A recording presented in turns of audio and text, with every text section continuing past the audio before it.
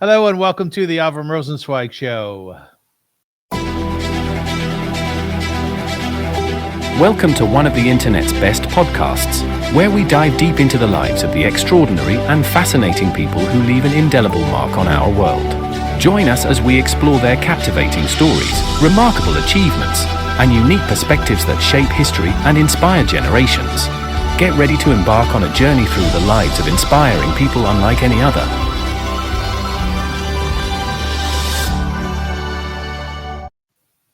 Hello, folks, and welcome to the Avrum Rosensweig Show. My name is Avrum Rosensweig, and I am here with my partner, my pal, my colleague, Rabbi Shlomo Gemara. We will be doing Parsha Prose for you. How are you, Rabbi? Baruch Hashem. Thank you for asking. It's a happy, sad day, bittersweet day, kind of, because yesterday was the last day of classes in chat. Today we have tutorial day, preparing the students for the exams, but many students stay at home and learn. They have lots of exams to learn for. So it's the first day that I don't have the regular touch with students. So there is something nice about it. You finish the year, you look backwards. It was a very successful year for me as a teacher. I enjoyed my administration work also.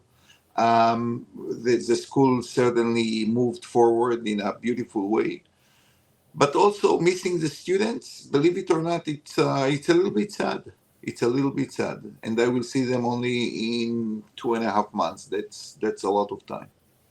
Right. So this is a really great opportunity for we who are not teachers or administrators in a school environment to actually ask the question that is on our mind a lot. So it's the end of the year for all intents and purposes. Exams are coming up, but the school's quiet, right? So Yeah. what's the evolution of your time over the next 2 months, and your feelings? How does that play out?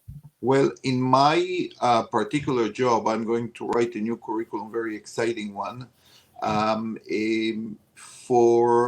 we call the course Jewish Excellence. We are going to explore many areas where Jews excelled all the generations and led in their fields, if it's art or sports sometimes. Obviously, the regular things of money, businesses, and so on. But we want to give it through a Jewish lens. I personally believe that so many Jews are doctors and excellent doctors because they care about other people. The fact that in our belief system, we have the idea of verapo yerapeh, there is a mitzvah to go and to heal people.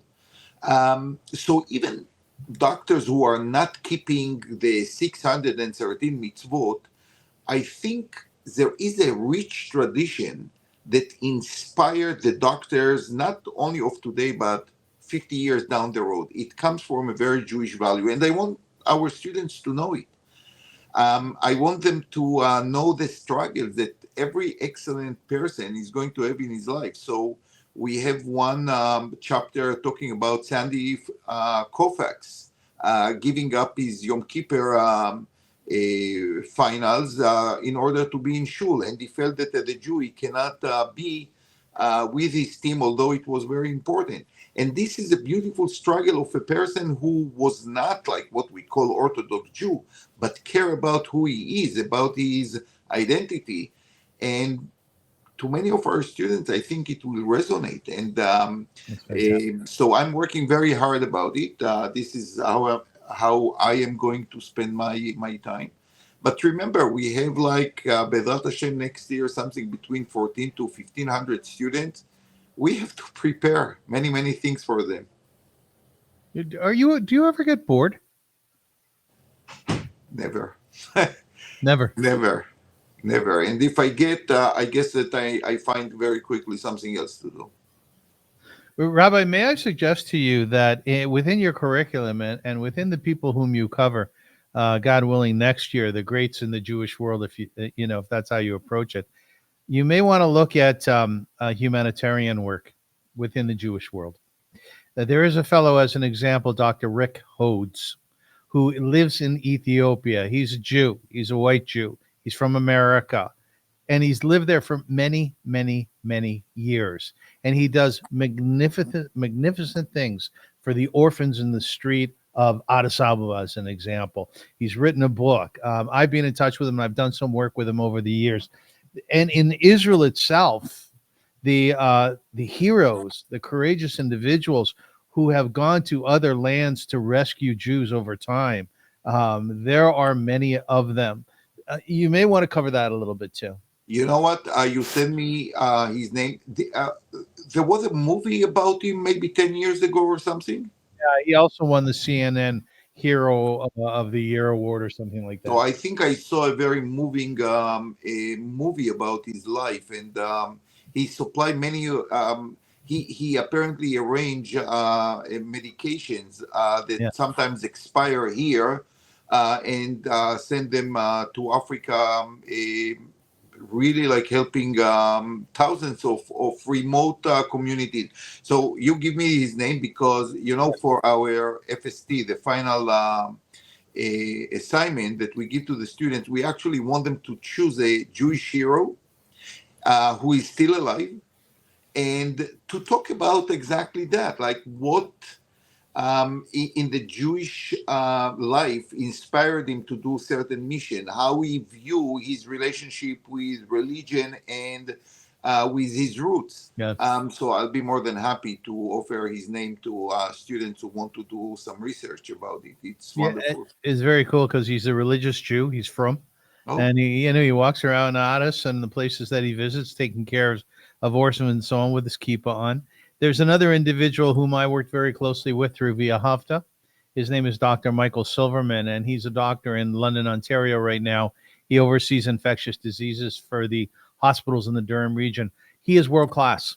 He's world class.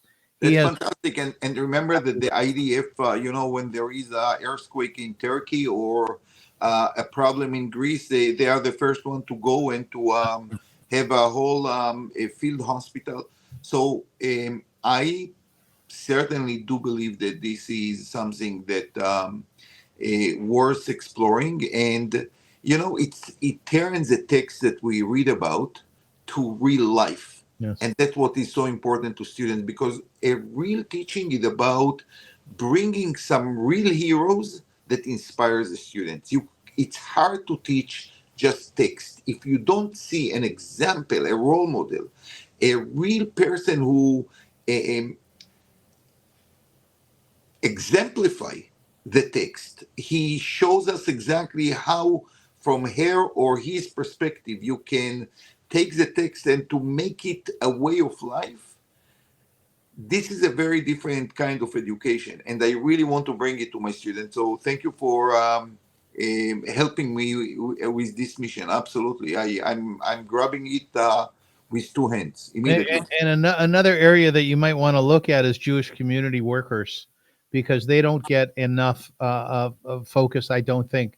I worked as one, you worked as one, and then so much of the work which is done in one's local city or around the world is because of the Jewish community workers, and they're just not celebrated enough. 100%. And one of the courses that I developed before is coming to answer the following question. We are a small nation. Today we are 15 million people, not all of the 15 affiliated with Jewish institutions. And I don't know if many of them even visit the shul for the high holidays. And you might ask yourself, like, how a small group of people managed to cross history of 3,700 years. And it's not that we licked honey for the 3,700 years. Most of our life was in exile, away from our land, under duress of all kind of other religions and other community, and we are still around. And you have to ask yourself, what are the mechanisms that help us to survive? And with no question, the I would say the number one value that kept us together is the arvut, the fact that each Jew feels a guarantor of his neighbor and his friend. And you mentioned the many workers for the Jewish community. You are 100% right. And we have a beautiful tefillah every Shabbat to remind the people who come to shul, וכל מי שעוסקים בצורכי ציבור באמונה, הקדוש ברוך הוא ישלם שכרם. So there are two things here. We pray, maybe you will translate it for me, Avrum? No, you go. Yeah, that everyone who deals with public affairs for the Jewish community, God will pay their rewards. Yes. Now, there are two things here I always say. Number one, it's a wonderful time in shul, right after Kriyat Torah, which is the most important part of Shabbat morning tefillah. We acknowledge their contribution to our community. But number two is, HaKadosh Baruch Hu Yeshalem Scharam. God is going to pay their rewards. You know why? Because usually these are the people who are undervalued by the community itself. Only Hashem knows how hard they work and how much of their time and their effort and their heart and soul is put into the Jewish community. So the only one who can pay the rewards is God himself, not us as a community, unfortunately. So I completely agree with you. I also remember one of my most moving trips to Italy, and you know that I love Italy, was actually to the Jewish ghetto of Venice. A place that I think if you are in Italy, you have to go to the Jewish ghetto of Venice.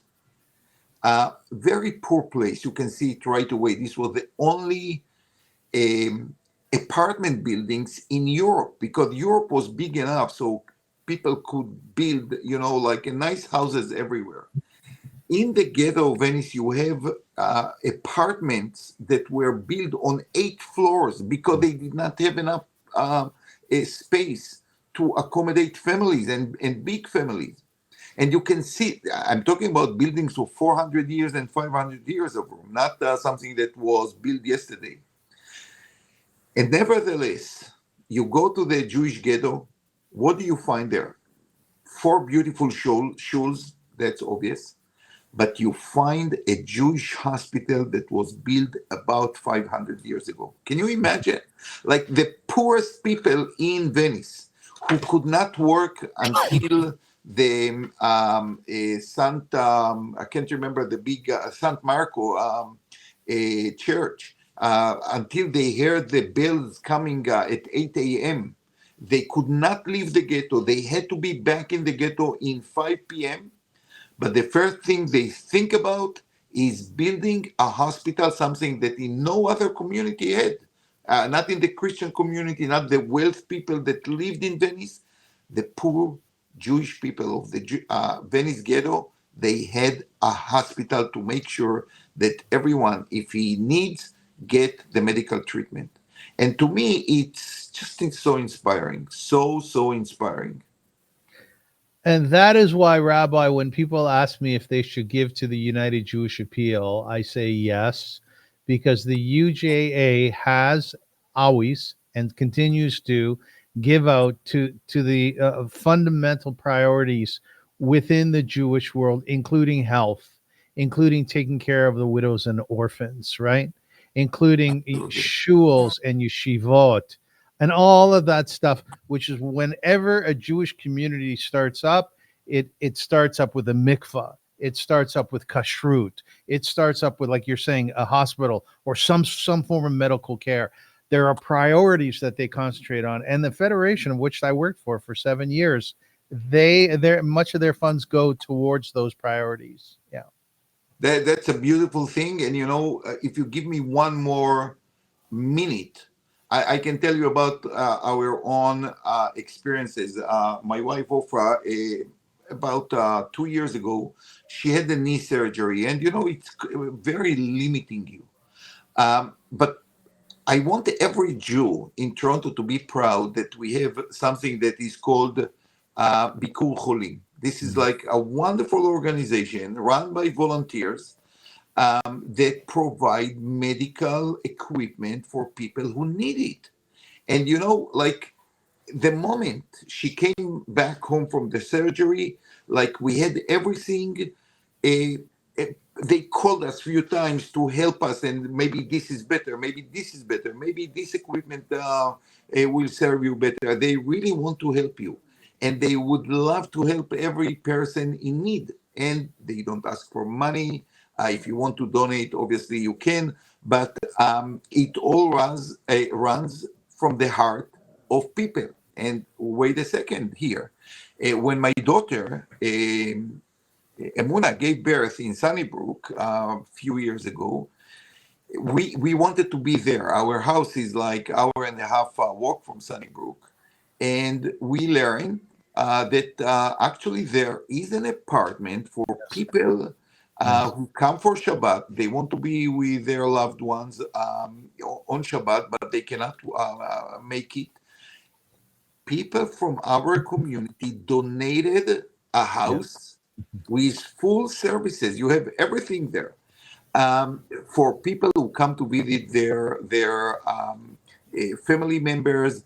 And honestly, like to me, it's everything about the Jewish community. We care about each other. We care. Did you ever watch Dissel? It's a must today. Oh, we talked about this. Yeah. And do you remember the Gemach? Do you remember the Gemach in Dissel? Yes, of What course. was it? What was it? This is the Gemach is like the abbreviation of Gemilut Chasadim. Now, let me tell you about the culture in Israel of Gemilut Chasadim. You have Gemach. People like establish a fund or resources that are dedicated for people that need something urgently, and they cannot go and get it right away, or they don't know where to get it. I'll give you one example. One example in every Orthodox city, or with what happened if you have a son born in Friday afternoon? There is a beautiful minhag of Shalom Zachar, right? Like to celebrate the coming a little son to your home. And there is one traditional food that we have. It's arbes. Everyone knows it, like the chickpeas that are unique to Yerushalayim. And that's what the traditional food in Sholem Zucher. Sholem Zucher. Why arbes? Some people say because the pasuk says arbe zaracha, arbe es zaracha. So it's a sign of like multiplying and growing. But the person who has a baby on Friday, let's say 4 p.m., he's not able to prepare the chickpeas and to make, the arbes for Shabbat night, where many people are coming to say Mazel Tov and to enjoy it. In Yerushalayim, you have 3 gamachim, 3 places that you can knock on the door 5 minutes before Shabbos and say, I have a Shalom Zachar, I need arbes. And Really? they will give it to you free. This is just one example. But there is like a gamach for pacifiers, because sometimes at the middle of the night, like your child need a pacifier, you cannot find it. You knock on the door at 2 a.m. and you will get a pacifier. Materna, like the special food for babies. Everything you can think of, there is a gamach in Yerushalayim, Bnei Brak, Beitar, Petach Tikva, that you can go and you don't feel that you bother anybody. On the contrary, like they are so happy to give out. And to me, as I said before, this is the soul of the Jewish community. Yeah, it's beautiful. Rabbi, in light of our discussion about the Haredi community, I do want to ask you a question. And I remind our listeners and viewers that this is a part of Parsha Prose, which the Rabbi and I call Shiv Panim, where we discuss issues of the Jewish people, of Israel, of our own lives. And my question for you today is, I want to understand from your perspective, before we dive into the Parsha Behalotcha, the whole situation in Israel right now having to do with the Haredim and the IDF. And just as a preface, let me just read to you what the original law was in Israel having to do with conscription for Haredim or allowing them not to go into the IDF. The original arrangement in Israel regarding Haredi, which is ultra-Orthodox Jews, exemption from military service in the IDF was established in 1948, shortly after the founding of the state. This was not a formal law passed by the Knesset, but a political and administrative agreement made by Prime Minister and Defense Minister David Ben-Gurion with leaders of the Haredi community. Known as the Torato Umanuto arrangement, it allowed Haredi men whose full-time occupation was Torah study to defer their mandatory military service while studying in yeshiva. What's your take on all of this? How much time we have for this podcast, Avrum? We have 3 minutes. 3 minutes? No, we need 3 hours and more about it. But I'll tell you. Listen, first of all, I will talk the person, like my own history. I was in yeshiva. After my high school, I went to yeshiva. At the end of the first year, I felt that I cannot stay in the yeshiva when people my age are fighting. And I do remember that I considered maybe taking a second year in yeshiva. I went to Tel HaShomer where you have to sign the papers. And as I sitting there, I hear about 3 soldiers that were killed in the north. And I knew at this moment I'm going to the army. I cannot think about me sitting in yeshiva where other people are sacrificing themselves for me and for the Jewish people. I do believe that a certain amount of people who are going to be the backbone of Torah of the Jewish people, it's the interest of the state to let them stay in the yeshiva. We need, I'll give you another example. In the army, for example, if you are like an excellent sport person, you excel, the army will exempt you almost totally from your service. We acknowledge the fact that, in order to grow as a great athlete who can compete on the Olympics and other important competitions, you take a certain group of talented, exceptional athletes and you exempt them from the army. I think the same should be obviously with people who excel in their learning and they are going to be, as they say, like the most distinguished rabbis and court judges and so on. But when Ben-Gurion accepted this, and he accepted it was not through negotiation. Ben-Gurion knew that the Jewish people need a leadership which is knowledgeable and well-versed. We were talking about few dozens. Today you are talking about thousands. And I must say that unfortunately, from the thousands we have, many of them are not 100% devoted to learning Torah. We have to admit it. You go in Yerushalayim and you see people like Haredi people are going, young people, spending, having good time outside the yeshiva. They are not like immersed completely in learning Torah. And I do believe strongly. I cannot really understand it. How do you feel with yourself? How can you go to sleep when you know that someone your age is freezing at night on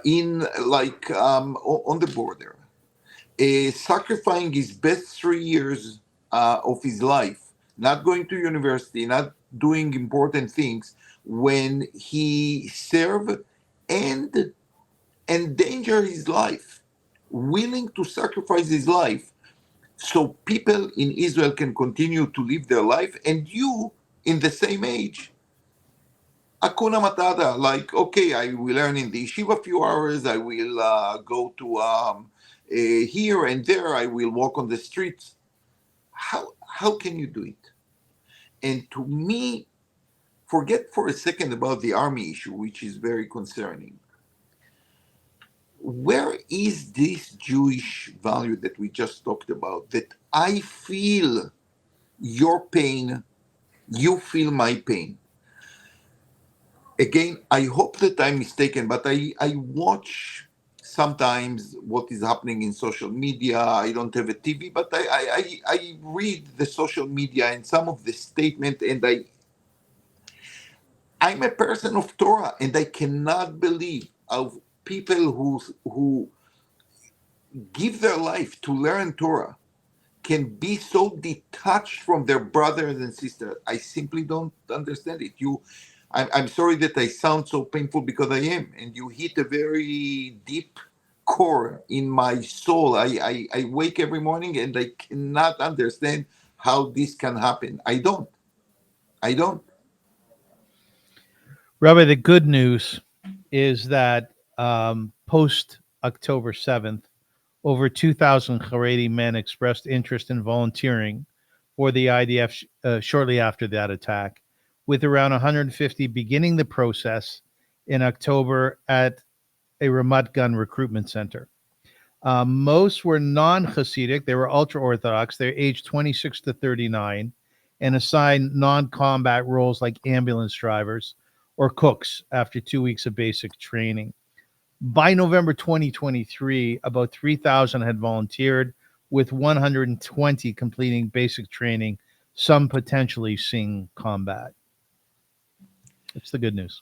It's a good and bad news at the same time. First of all, you have to know that the IDF make huge efforts to accommodate the needs of very frum people when they come to the army. The army know that you are talking about a unique group of people. You cannot immerse them, with the highest standards of kashrut and certain way of living. The IDF opened a whole unit, Chativat Hashmonaim, it's called, Right. for people who want to maximize their religious life and, I would say, not their army life. Remember, the army is a great mitzvah for every Jew to fulfill. We have a mitzvah in the Torah, lo ta'amod al dam recha. You cannot stay idle. When you see your friend drowning in the river, is exposed to a danger, you cannot just say, none of my problems. So every soldier, every single soldier is fulfilling this most important mitzvah of making sure that the Jewish people are safe. And it's sad, it's really sad to me that the initiative comes from these wonderful people who decide, well, I have to live with myself in peace. I cannot stay in the yeshiva not learning part of my day when other people devote their life for the army and they go. It has to come not from the grassroots. It has to be an educational issue. I do believe that the rabbis in this yeshivot has to go and say, okay, listen, if you would learn, like in a great hatmada with all your time, you should be in the yeshiva. The army should accept it, as Ben Gurion accepted it, no problem. But listen, not everyone is going to be the greatest rabbi. Now, not everyone is going to be the Vilnar Gaon. No. I think you arrive to the age of 19 or 20, you have to go to the army. You have to give something substantial to the Jewish people. And it doesn't come from the top. I'm sure that if it would come from the top, you will find many more people, and the army will be able to accommodate all of them in a better way. When you leave it to voluntarism, well, no one is volunteer to go to the army. You have to go to the army. Now, the Jewish community, the Jewish frum community, let's put it this way, had their own needs. But they must see themselves, and this is the most important thing, they must see themselves as part of the larger Jewish community. They cannot say, they will do the army, I will stay here behind. It's just impossible. And we are talking about the Parsha, our Parsha. We just read how the Jewish people are organizing themselves in going to the land of Israel and preparing for war. Like this was not okay. So there were the Levites who were in the middle of the tribe, but 90% of the people prepares themselves to war. To war. So what happened to us? What happened to us?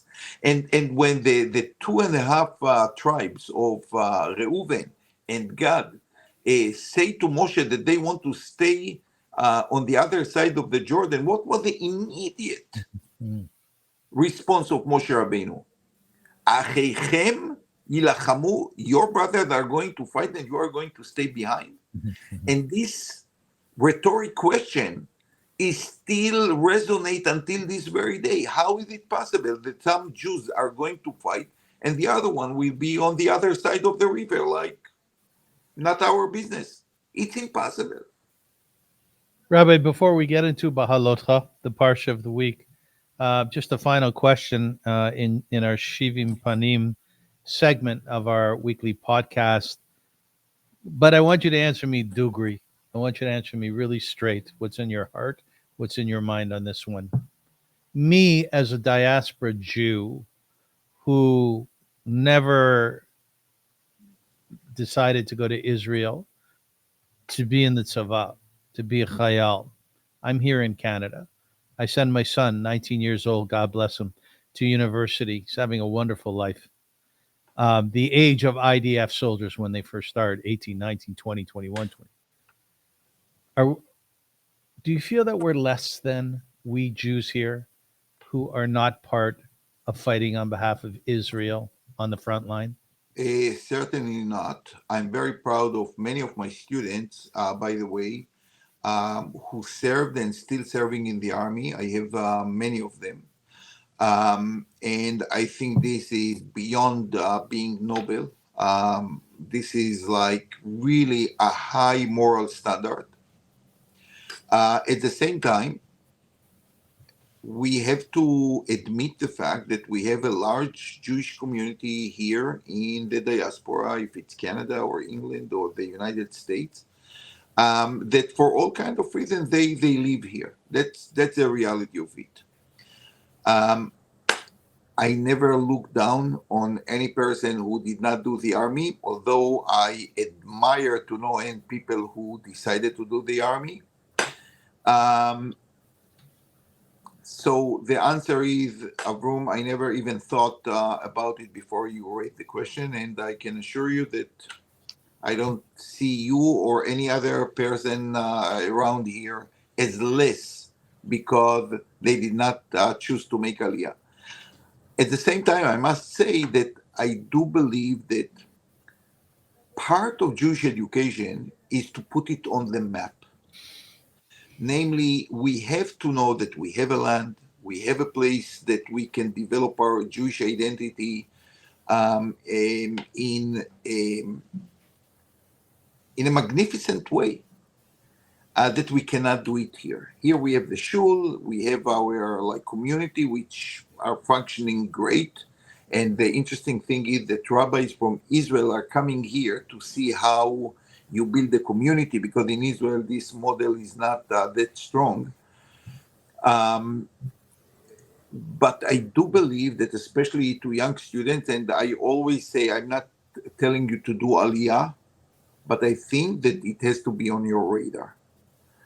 You have to know that if you want one day to live, to be proud of who you are, and not to be afraid how people in your workplace are going to look at you, you have to consider Aliyah as an option. And I'm telling you the same.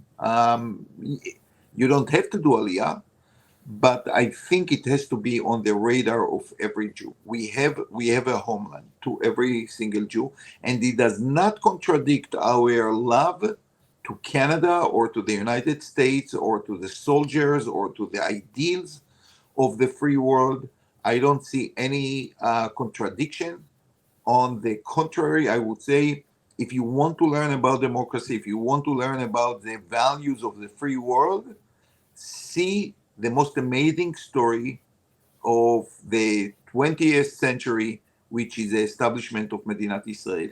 So I think that there is a common ground to what is happening in Israel, in Canada, in the United States.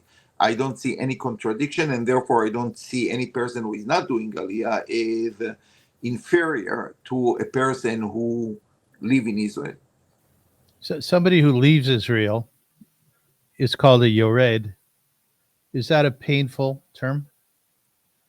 It's a very painful term, and I think it's in a way unfair because legally you can call me also yored because right now I live here. Although it's quite clear to me that when my mission ends, I would love to go back to Israel. But I have a family, I have my children there, my parents there, many friends there. To call them Yored just because, and listen, especially in the last 2 years, I deal with people who came from Israel, and some of them came from very difficult places, from the northern border. It's not easy to live in Israel. Yored is a very harsh way to give you like a guilt trip, which I think is a big mistake. It's a big mistake. It's unfair, and some people, let's call it like they relocate. They still, the first thing they do in the morning, they are going to Ynet to find out what happened in Israel. We should have a little bit more compassion to people who had difficult decisions in their life. Rabbi, the series that we do together is called Parsha Prose, and you and I like to mix it up a little bit. So not only have we learned the Torah portion through the lens of classic literature, like last week, Parsha Noso, through the lens of Anna Karenina, not good at that. We've also discussed it through movies. Today, we're going to do something a little bit different. We're just going to talk about the Parsha. And the Parsha is Behalotcha. We always have great conversations. So let me give you an intro to the Parsha itself. Behalotcha is Numbers 8:1 to 12:16, which means when you kindle. It is the third Torah portion in the book of Numbers. Named for the command to Aaron to light the menorah, this section illuminates the Israelites' wilderness journey through a blend of ritual, divine guidance, and human challenges. It begins with the menorah's lighting, symbolizing God's presence, followed by the Levites' consecration, the second Passover, and the cloud guiding the camp. The silver trumpets signal communal movements. I love this piece of the Torah portion. While the narrative shifts to the people's complaints, Moses' leadership struggles, and God's appointment of 70 elders. The portion closes with Miriam and Aaron's criticism of Moses, underscoring themes of humility and divine justice. Behalotcha invites us to explore faith, responsibility, and resilience in the face of adversity. There are endless amounts of things that we can talk about in the Torah and outside of it, having to do with human behavior, having to do with how people respond to one another, having to do with rituals, movement of the Jewish people from Egypt into the desert, eventually into Canaan. Yet this Torah portion decides to start with a discussion about a thing, an entity called the menorah. And I'm thinking to myself, really? Right? There's this finite amount of things that the Torah talks about, although people will argue, yes, but it's infinite in lessons. But why the menorah, Rabbi? A great question. And I think, if you want to have like a functional organization, today it's very, very common to look into the mission statement of an organization. And sometimes it's very, very easy to look on the details, and you count like the number of every tribe, and you where exactly each one was located, and what family took the woods of the Mishkan, and which one took the tent of the Mishkan. But wait a second, what is it all about? Why do you have to go from one place to another, from Egypt to the land of Canaan? Why do you have such a set way of encampment? And I think the Torah wants us to know it's all about the menorah. It's all about the beauty of the divine light that you, the Jewish people, has to bring to the world. So I think that putting this parsha here is actually the mission statement of the Jewish people. Your job is to enlighten the world. I will help you, God say, but you have to bring the ideal values to the world. You have to enlighten the world. And therefore, I think it's very, very appropriate, actually, to put this mission statement, the Parsha of Menorah, to teach the Jewish people what is it all about, what is expected of you to do. That's the way I read it. Oh, that's lovely. I like that very much. And then I guess my same question can be asked about the trumpet, which is talked about in the Parsha. Why? So the trumpet brings something that we discussed before. The purpose of the trumpet was to communicate, to show the people to gather.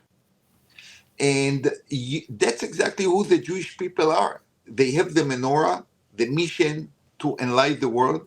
The way to do it is gathering. You call the trumpet and you say, oh, it's like a divine voice that called me to come together to listen to the word of God, or to move ahead because now it's time to go further, to go towards the land of Israel.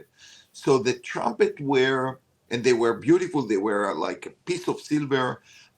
It told us that we are connected.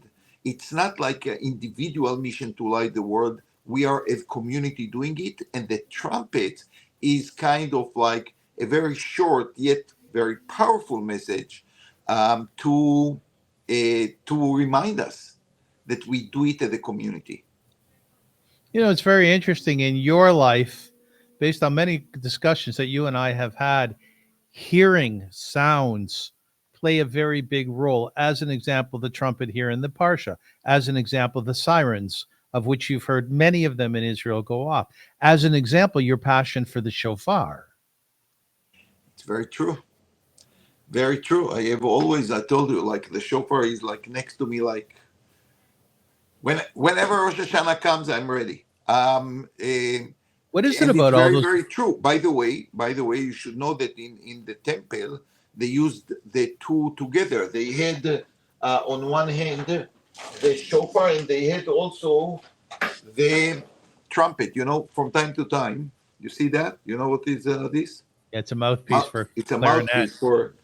No, this is for the trumpet, man. Like the clarinet is very different. Oh, yes. So Yes. I didn't try it for a few days. So you have to. You cannot be a real trumpeter if you don't train it all the time. I'm not a real trumpeter, obviously, but from time to time, I love to think about the trumpet as a gathering a tool of the Jewish people. So you're right, the shofar and the trumpet, absolutely, and it's the same techniques in a way. Rabbi, there's a fascinating a piece within the Parsha Behalotcha, which essentially God says, you know what? It's okay. You can create a second Passover, right? And It's an again, amazing parsha.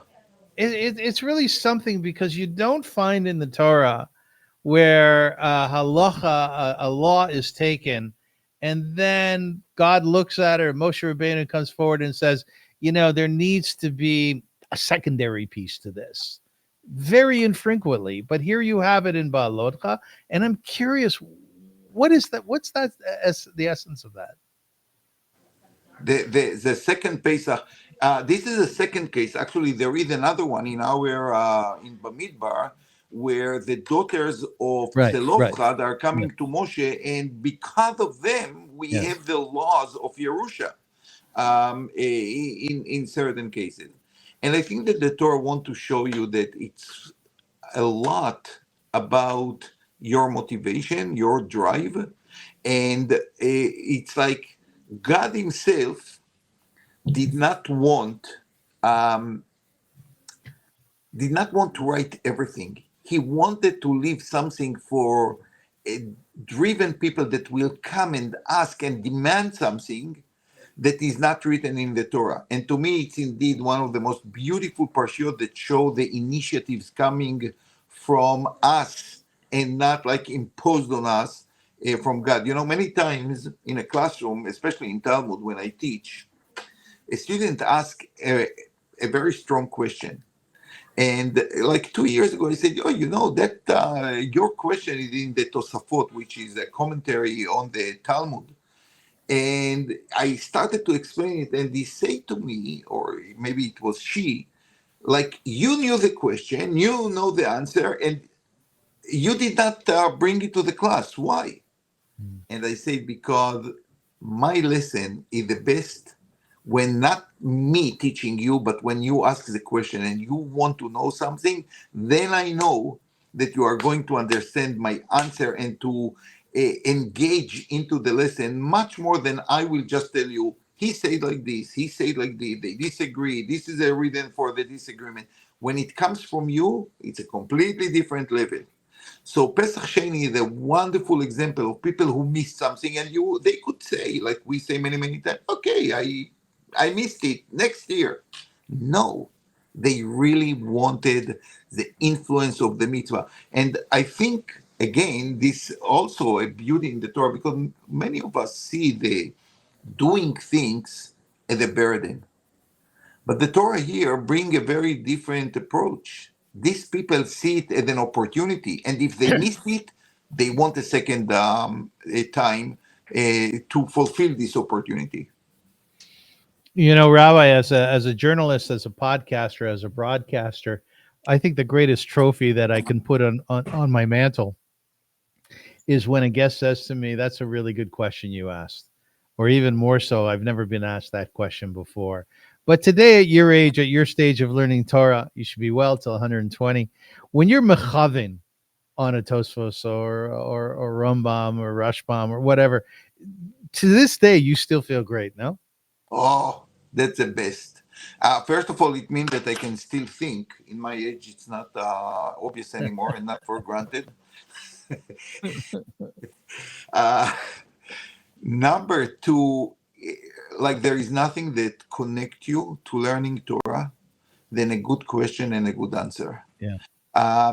You know, you can read something so many times and yeah, okay, it goes like it passes next to you.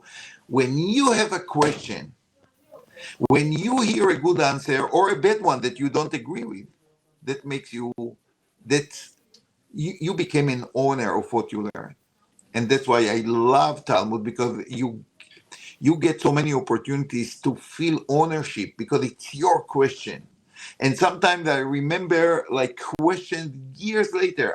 Sometimes I forget them, but then a student asked me a question. It happened to me a few times this year and the years before, and I said, "Oh my gosh, someone asked this question 7 years ago, and if I'm not mistaken, this was my answer." And it like connect everyone together. Right, It's right. just a beautiful feeling. And do you ever have a feeling that you're actually sitting with Rabbi Akiva? This will be very ambitious to say. The answer is no. But you know what I always tell my students? The Talmud says, "Lo." When we talk about Rabbi Yosef, when we talk about Rav Nachman, when we talk about Rabbi Akiva, we say Rabbi Akiva Omer. Hey man, Rabbi Akiva is dead for 2,000 years. What is Omer? No. He's really said. He's continue to say, continue to teach us. And I think it's really like connect generation. There is a beautiful piece of Rav Soloveitchik talking about like sitting in Beit Midrash and like their Rambam is with you and Moshe Rabbeinu is with you.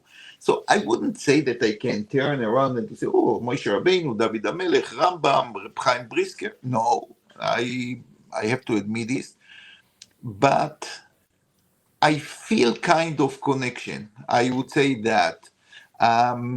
Yeah, I feel it's a great privilege that I can talk to them, like argue with them. Okay, they are not present, but I still can argue with Rabbi Akiva to say, wow, what Rabbi Ishmael said, I think I belong to this camp and not to his camp. It's a great feeling. Rabbi, there's a very important concept, a law, a rule that we follow in Judaism. It's what we call Lashon Horra, not to speak it, which is gossip, which is bad talk. I just want to just say a few words about it before I dive into my question. It is forbidden to speak negatively or demeaningly about another person, even if the information is true, as this constitutes Lashon Hara.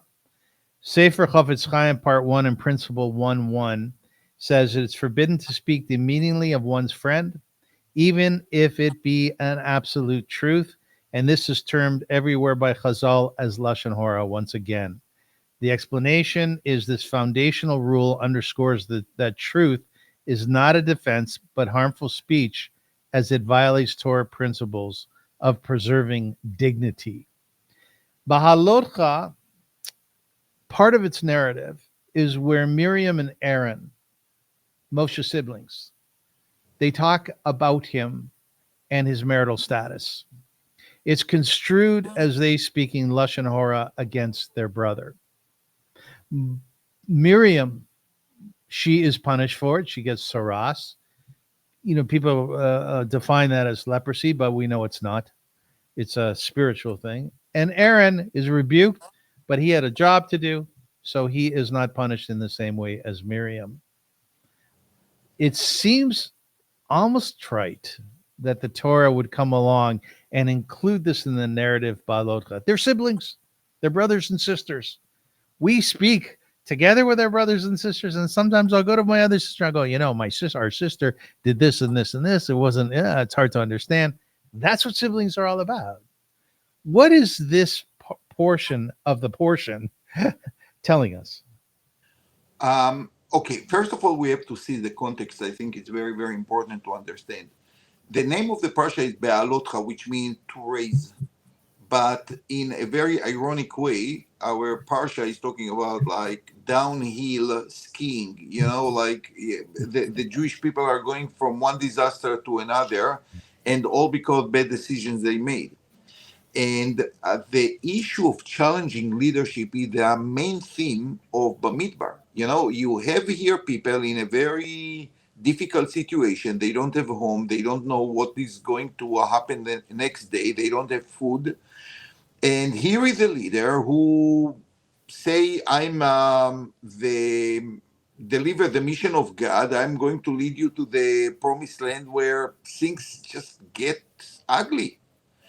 So the community start to challenge their rabbi or leader, which is very, very normal to any society who lose some trust in what's going on. Just read the newspapers today from Israel, or when people don't know where everything is leading, they have a problem.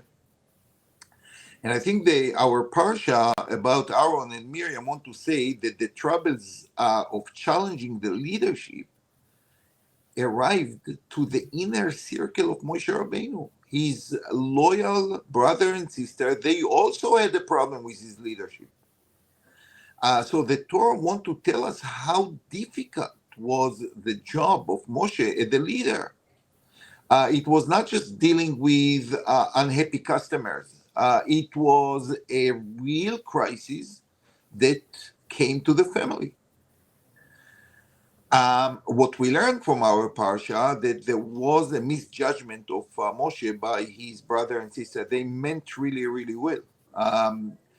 But according to the drasha, and you see we spoke many times about it, when the Torah does not give us the details, but our sages learned from the proximity of this parsha of Moshe and Miriam and Aaron to the previous parsha about the prophecy of the 70 people that Moshe found very hard to handle the nation. So Hashem gave him 70 people to help him.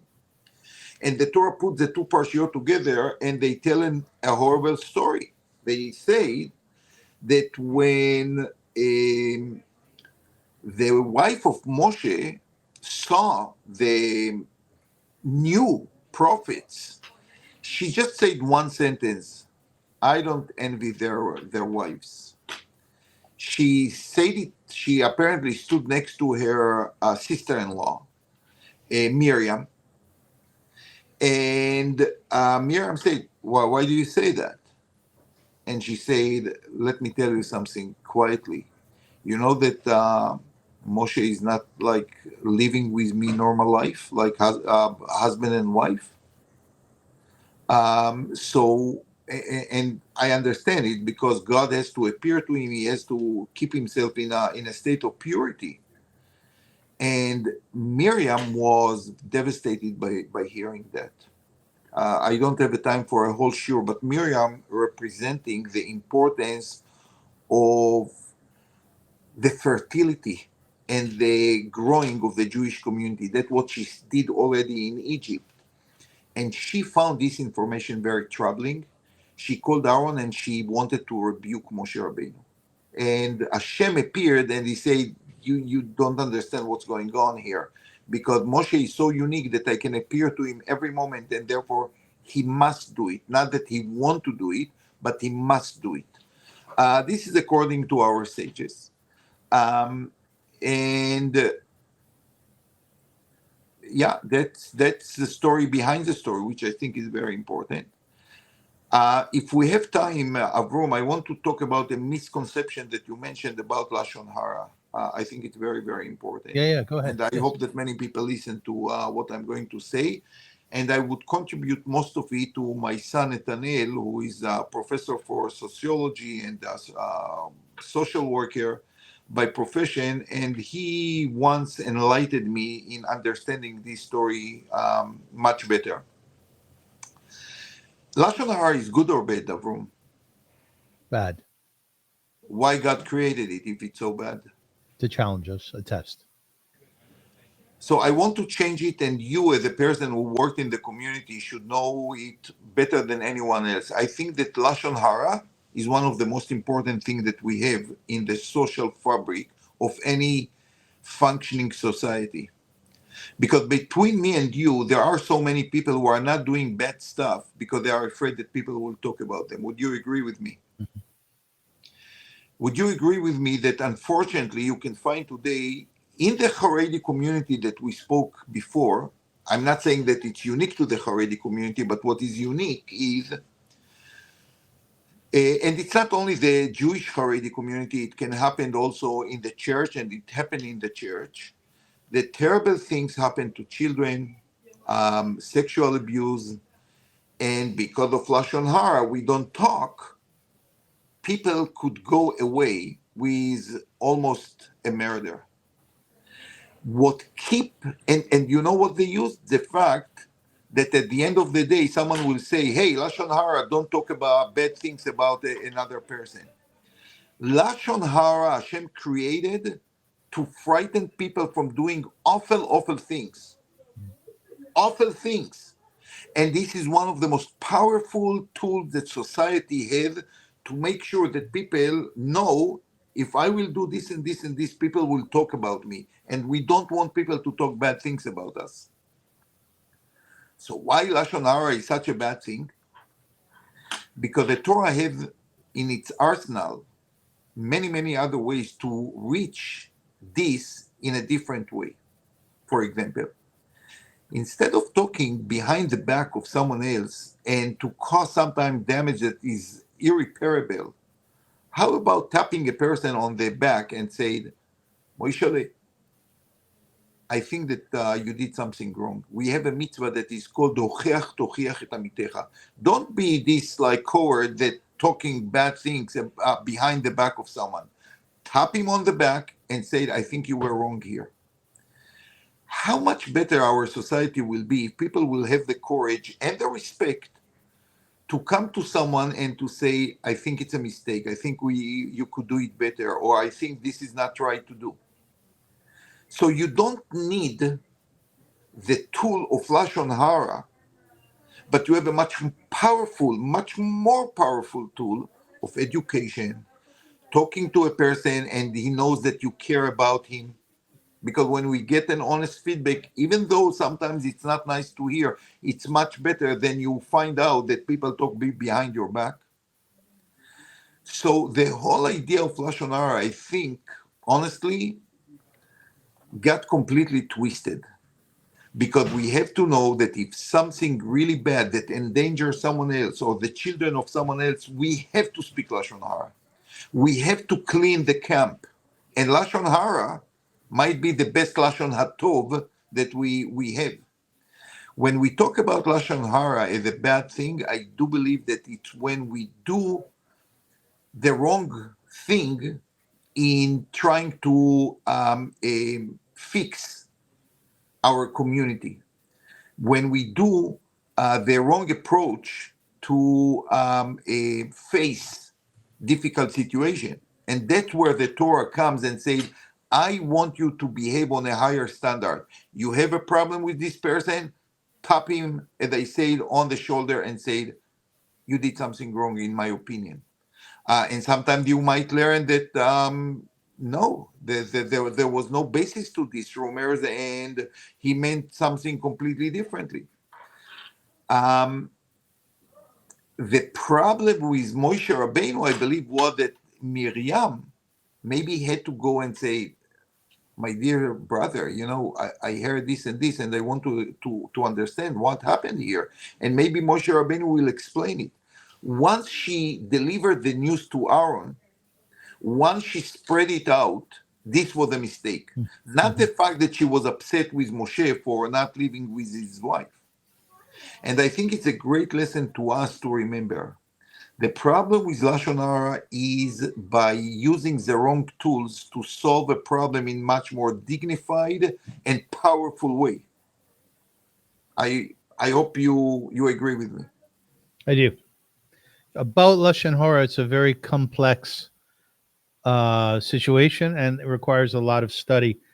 As an example, you really should do your best not to even say nice things about people. And recently I was saying something very nice about somebody in the crowd and someone looked at me like, I thought, oh, I shouldn't have said anything. In other words, their response was, this person you're speaking nicely about, they're not so nice. There's another concept that we look at. It's not only the person who speaks Lashon Horra, it's the person who listens to it. They say three people are hurt. The person who speaks Lashon Horra, the one who listens, and the one obviously they're speaking about. And again, it touches upon my concept that actually you create a community by telling Lashonhara to others and they accept it. You create a community that the Torah opposes. The Torah wants us to be good people for ideal reasons. And when we take it and we do it through the Lashonhara, through stabbing someone behind his back, that's not the society, the perfect society that the Torah strives for. So by listening, you create this standard of Lashonhara that the Torah actually hates. The Torah wants to create a perfect society in completely different way. Rabbi, you're sitting in your living room, and your wife is there, and you're schmoozing at the end of the day, and you're venting about perhaps a colleague who got you upset. Is that okay with a spouse? I want my wife to be part of my life and to know what I'm upset about. But at the same time, if something happened in school, which had nothing to do with me, I will not say a word about it. But if I was hurt or if something I feel did something bad to me, we spoke about it last time. We are one person basically, and I want her to know it. And many times, by the way, she does exactly that.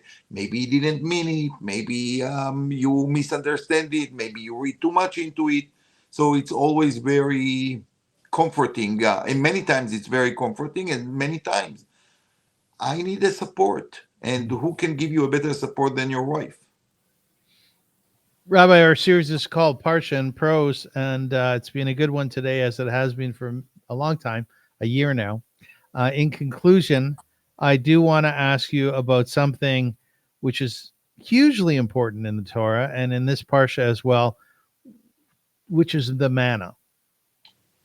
Rashi says about the manna, it came down from heaven, showing that it was not from the earth's produce, but from God's hand to teach Israel to trust him. In the Talmud Yoma 75a, the manna, it says, the manna had the taste of any food one wished for. To one it was like honey, to another it was like oil, according to their heart's desire. In Ramban on Exodus, it says the manna was given to test whether they would follow God's command not to leave it until morning, teaching them to rely on his daily sustenance. What do we know about the manna more than that? It's a mystery. Some people try to rationalize it. They found all kinds of substances in the desert. I don't know. I would love to feel it as a miracle, to think about it as a miracle from God, sustaining the Jewish people. And we are talking about millions of people. How exactly he did it, I have no idea. But I do think, there is a beautiful custom for people who daven shachrit every day. There is a shesh schirot. There are 6 things that you say at the end of your davening that the Torah actually told you. Zachor et Yom HaShabbat, Zachor et Asher Asa Lecha Amalek, and Zachor et Asher Asa Hashem Elokecha leMiriam, what Hashem did to Miriam in our Parsha. And one of the schirot is also the manna, because the manna was not once in a lifetime miracle. If you think about our own life, many, many times, we also get the manna in different ways. We don't know how exactly it happened. I think about my own life. I can tell you about a very difficult moment I had. I worked in a place, and I was shown the door at a certain point. And, I was terrified. Like, how am I going to sustain my family? And especially I have to tell you, for teachers, it's like, you are on a stable ground, a solid ground. The hardest thing is to find yourself like with no job, with no. It's a terrible feeling. And you know what?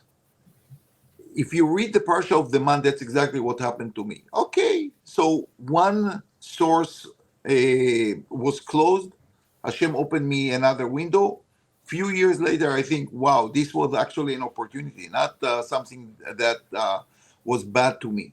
So the man is a parsha that even if we don't understand what the man is, we get the sense that our life sometimes are unpredictable. You don't know what will happen tomorrow, but you have to trust God. God will find the best way for you to continue your life. And from the most unexpected place, you will get your food. So in their case, it was from heaven. Who heard about bread comes from heaven? For us, it might be someone who call you and need a job, need you for a job, or someone who knows someone who needs a job and call you. This, for me, in 2025, is the modern manna. Very good. Well, Rabbi, in conclusion, as I mentioned only a moment ago, we have gone through the entire cycle of the Torah. So firstly, Mazel Tov to you. Mazel Tov to you. You know what, if you would tell me that we will complete the cycle, I would be very doubtful then. And I'm extremely happy that we completed it. Even last Shabbat, and I have to just repeat what you said. People say, Avrum Rosensweig had excellent questions. So, yeah, they realize your quality of questions. They always find it very difficult to believe that we don't organize it in advance, like the question. And I said, no, I actually love to be tackled with Avrum questions. They are always very, very thoughtful and profound. Therefore, our discussion usually is very honest and authentic, I think. So, and Rabbi, we should throw a party, Avrum. It's a good idea. Rabbi, I have a chavrut on Monday night with my dear friend Mottel Reitman. We've been learning for probably close to 10 years now. And I consider that this is a second chavrusa that I have. I have to tell you, I just feel so deeply honored to have this opportunity to spend time with you and to hear your Torah. I absolutely love your Torah. Completely the same, Avrum. So to wrap things up here today, being that this is the conclusion of a year cycle, and now we've actually launched into the new cycle, God willing, we should be able to do this in good health. Essentially, what we're doing to some extent is we're learning, yes, We're learning afresh. We're learning new because every cycle brings that to you, new ideas, right? New thoughts. But we're also doing Chazorah. And I just want to speak for 2 minutes before we wrap up about Chazorah, which is repetition. In the Talmud stresses that repeated review is critical to retaining Torah knowledge, as the human mind is prone to forgetfulness. The sages teach that without Chazorah, repetition, even diligent study can be lost. In Talmud Eruvin 54b, it says, if one recites his lesson 100 times, it is not as effective as one who recites it 101 times. This an explanation. This hyperbolic statement underscores that even a single additional review can significantly enhance retention. The Vilna Gaon, 1720 to 1797, elaborates that consistent Chazorah transforms fleeting knowledge into lasting mastery. So, Rabbi, as we head into the new cycle, we're both learning and doing Chazorah. Is that correct? Absolutely, yes. And Chazara always have to be like, even if you walk in the same path, you always find new things. I'm sure that you had this feeling many, many times. Oh, yeah, I did this road, but I never paid attention to this tree or to this building or to this house. So that's exactly, we are going to deal again with the eternal themes, but hopefully with a fresh eye, with a fresh view. I can tell you, when I give my shiurim, I never look in my notes from last year or the year before. I want it to be free. And sometimes it take me much more time, but I don't feel that I just like, male geira, like chewing my cud, like doing it again and again. I really want to feel that it's a new learning. It's a new learning. So one of my shiurim, I asked my Talmidim, I said, Bereshis is no different than it was last year. Not one single word, not one single syllable has changed. What's different? Why are we doing it again? And somebody said to me, no, it's we who are different. It's we who are different. Excellent. We're bringing something new to it. Beautiful. Rabbi, here's an ode to Behalotcha from AI. And it goes as follows. In Behalotcha's light, the desert blooms with grace. Where lamps of gold ignite, God's presence to embrace. Aaron tends the menorah, it flames a holy sign, guiding Israel's weary hearts with radiance divine. A cloud above the tent, a beacon through the sand, directs the wandering tribes across the barren land. Trumpets of silver sing their notes with both clear and strong, to rally, march, or pray, uniting old and young. Manna, like dew, descends a gift from heaven's store, yet murmurs rise for meat, ungrateful for the lore. Moses, weighed by care, seeks solace in his plea. 70 elders share the spirit, set free. Eldad and Medad chant, their voices uncontained. Moses cheers their zeal, no jealousy restrained. But Miriam's whispered fault, with Aaron's fleeting scorn, brings leprosy rebuked till mercy heals the torn. Behalotcha weaves a tale of face uneven road, of light, complaint, and grace where God's own hand bestowed. Through trials and through trust, the journey carries on, a people bound to him from dusk until dawn. I wonder if you would tell him some of the Divrei Torah that we discussed, if he will write it differently, because now he's supposed to have better understanding, Rabbi AI. So, but it's very good. I think I can recognize like an improvement here. Yes. Right. Yeah. Well, I switched, by the way, I switched away from ChatGPT to Grok.com, and I find it much richer. Much to richer. Grok. Yeah, I think Grok. I told you about Grok. Yeah, I always find it very, I don't know, more natural, kind of. I also find there's much more depth to it. Yeah. Yeah. Anyways, folks, we want to thank you very much for listening and for being a part of this. We're very, very grateful. If you have any questions to ask, you can find us at the bottom of the screen. There's the rabbi's email, and you can find me on YouTube. And my email is avrum.rosensweig@gmail.com. It's so incredibly important to the both of us that the responses that we get and that you're happy with what we're doing. And so therefore, if you have something nice to say, let us know. If you have something that you think we should do much better, we're entirely open to that as well. So we wish you well. Am Yisrael Chai, proud to be a Jew. We are beautiful people, and our Torah is our blueprint for truth, which every single day and every single week is part of our lives. And it just enhances our soul in a way that is undescribable. Rabbi, any concluding words? Two things. Number one, let's still remember our brothers and sisters who were kidnapped, and hopefully we'll see them soon. I know that many people said, okay, we say it already more than 600 days. You know what? We are a nation of believers, and we are believing sometimes to evolution. I'm not talking about the Darwin one. That's a discussion by itself. But we do believe that we always develop and evolve, and but things can turn very differently overnight. So let's hope that tomorrow morning we are going to hear that our brothers and sisters are in our hand. We at least have to believe that it's possible. This is the number one. Number two, I want to share with you one last thing. At this time of the year, I usually get from a few of my students a thank you card. And if you are parents to students in elementary school, in high school, in nursery school, maybe you should talk to your children to write a thank you note to their teachers. Because I can tell you from my own experience, one card like this is like a salary of half a year. Because really teachers are not about like being rich, but this is everything for us. So in a very simple way, you can enrich the life of teachers by just sending a thank you note. We appreciate what you did, that you cared. Something like this, you change the life of a teacher. And it's not easy to be teachers, but with this kind of notes, you fuel and give energy to teachers. So please consider it.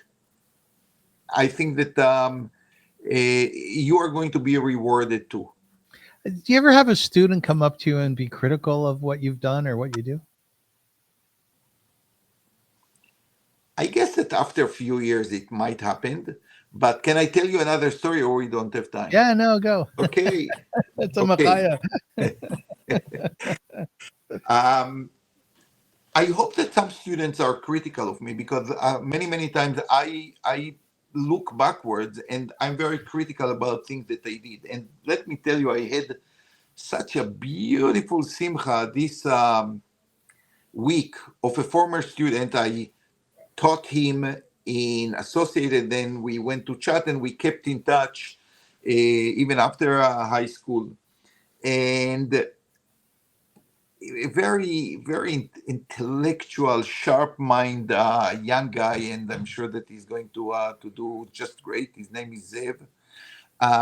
And a week ago, I requested from 96.3 FM like a nice piece for the wedding day. And there is a phenomenal guy, Daniel Newkowski, who is by himself like a great musician and pianist. And he really brings the joy of music into his programs. And I asked to dedicate like a piece of music to my student for the evening of his wedding. And I do feel, and you know what they choose? They choose Kol Nidre of Max Bruch, which is a beautiful piece. And actually, afterwards, I thought about it. According to our tradition, the day before the wedding is like a Yom Kippur. The Chatan is doing all the Al-Chet, and many are using to fast and so on. So they choose Kol Nidre for some reason, a beautiful performance of cello. And this is a student that had no problem to say to me as a teacher, I think that this could be done differently. I disagree with you about this one, and we still disagree upon many, many things. But at the same time, I just realized that this kind of disagreements actually make a stronger bond between a teacher and the student. Because you don't want students that agree with everything you do, that look more like a cult rather than a class. And there are teachers who are very good in creating kind of cult in their classes rather than a class. So I don't mind if students will say, I think you were wrong here and there, because I would agree with them. I would agree with them. Rabbi, I also have to throw in something here at the end. I hope you don't mind. We talk a lot about education and teachers. We talk a lot about what you do in terms of making a living and doing so magnificently at Chat, which is a high school here in Toronto, a Jewish high school. This week I interviewed Wendy Holden, and she lives in the UK, and she has written or been part of writing 40 books, many of them novels. The most recent one that she wrote, and again, if you go to my YouTube channel, the Avrum Rosensweig Show, you'll see my interview with her. She wrote a book which was called The Teacher of Auschwitz. And it was about a fellow whom I'm certain you've never heard of, Freddie HIRSCH. Right? No, I didn't. Freddie HIRSCH was like Janusz Korczak. He arrived at Auschwitz, and he convinced the SS, including Mengele, to allow him to start up a barracks for the little children under the guise of, I'll keep them out from under, the legs of the guards. I know how bothersome children are. Let me start a barrack and they won't bother you. And I'll teach them German so they'll understand what it is that you're instructing them. And he did that. The SS allowed him to do it. And Mengele would actually come into the barracks and sit with them and give them sugar, which is an awful image. But that being said, Freddie HIRSCH, I won't tell you the end of what happened to him at the end of the novel, which is based on real history. He taught those children languages. He taught them mathematics. He taught them history. He taught them about the Jewish people. And it is a magnificent novel, once again, based on history, about a teacher who brought so much to these children, some of whom survived. And when interviewed by Wendy Holden, the author of this book, they said, Freddie HIRSCH gave us some of the greatest moments of our lives. Wow. And it was in Auschwitz. Most amazing. Freddie HIRSCH. I will continue to talk to you about it later. Maybe she should talk to our teachers in the professional development day, just to inspire them. Okay, we'll talk about it after. Okay, Rabbi.